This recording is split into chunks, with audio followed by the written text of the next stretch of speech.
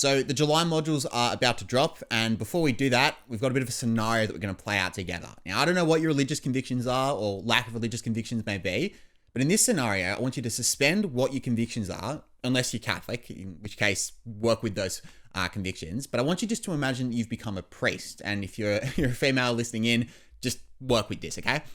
So imagine that you're a priest of a local parish, and someone comes up to you and they go, "Father," and they go, "What was the Protestant split about in 1517? Actually, come to think of it, what was the East-West Schism about in 1054? And imagine that you just are stuck there without much of an answer. You know, I don't know, something to do with the Pope, something to do with communion, the Eucharist, I don't really know. That exact moment is something that is facing a lot of people within Labor branches today. A lot of people that are functioning at reasonably high levels within the Labor Party, at, federal or state level, have a lot of ignorance behind the 1955 Labor split. Now, your true believers and your people who know the law of the Labor Party well, they're well across it, and they've managed to avoid repeating a lot of the mistakes that were made in 1955. But as the Labor Party is attracting a huge crop of young aspiring politicians, there is a lot of ignorance behind the 1955 Labor split. And that ignorance is actually showing itself in a number of different ways. You got to remember that the Labor Party was defined on workers' rights, and then everything else was a coalition. So coalition between different views on foreign policy, we work together for workers' rights. Coalition between socially progressive, socially conservative, we work together for workers' rights. And there has been, I guess, a lack of memory or a lack of consciousness behind the fact that the uniting factor is workers' rights, and then the other things are kind of coalition deals.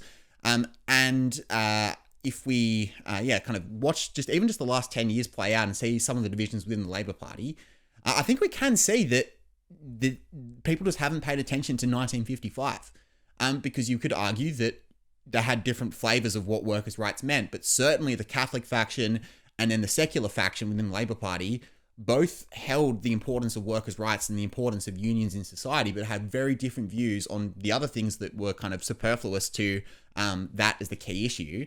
And it caused a complete breaking of the fellowship, and it stopped the Labor Party from getting into power, at least on a federal level, until 1972, when the split happened in 1955.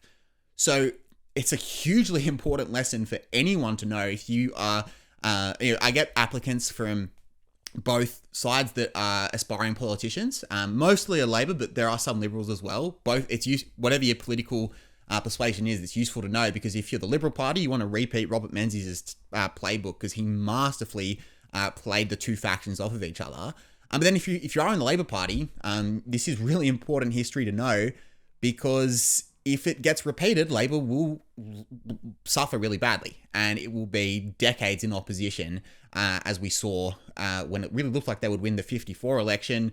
When they lost that, it was like, okay, not good, but we're still knocking on the door any time now, and then they don't get back in until 1972. So this split is really important. Within the law of Labor history, this is the equivalent of the Protestant Reformation. Actually, no, go even further. This is the split. This is the equivalent of the 1054 East-West Schism. It is really important to know, whatever your political persuasion is, it's not just a purely academic exercise, but there's pretty little coverage in the mainstream about the 1955 split. A lot of people who lived through Democratic Labor would know a reasonable amount about it.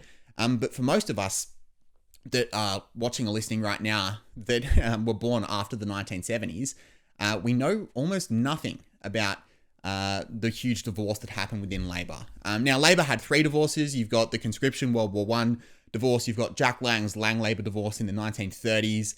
And then you've got this one. This one, in my opinion, is by far the most important to know.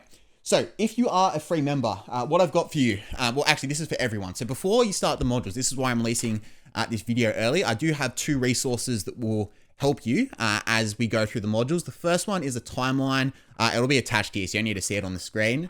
I've just picked, I think it's 9 key moments that happen across the modules, just so that you keep your bearings and you can follow the chronology of events that take place over the course of the modules.